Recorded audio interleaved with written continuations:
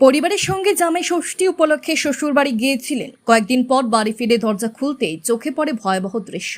ঘরের সমস্ত জিনিসপত্র তছনছ, আলমারি ও আসবাবপত্র লণ্ডভণ্ড।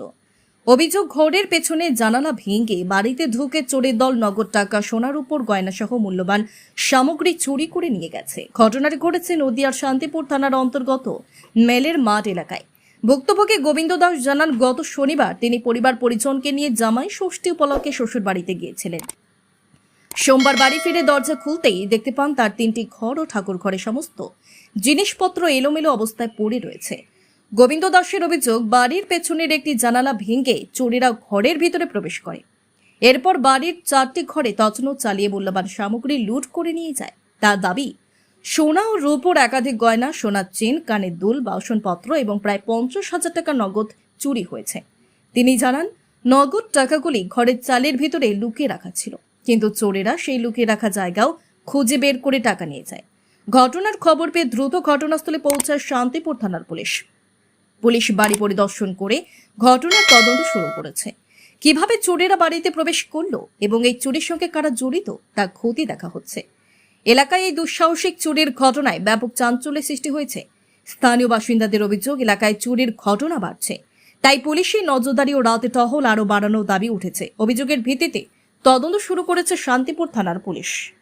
চুরির ঘটনা ঘটেছে বিভিন্ন ঘর থেকে দেখলাম। কবে হয়েছে বা এটা রবিবারে, শনিবার দিন রাত্রে হয়েছে।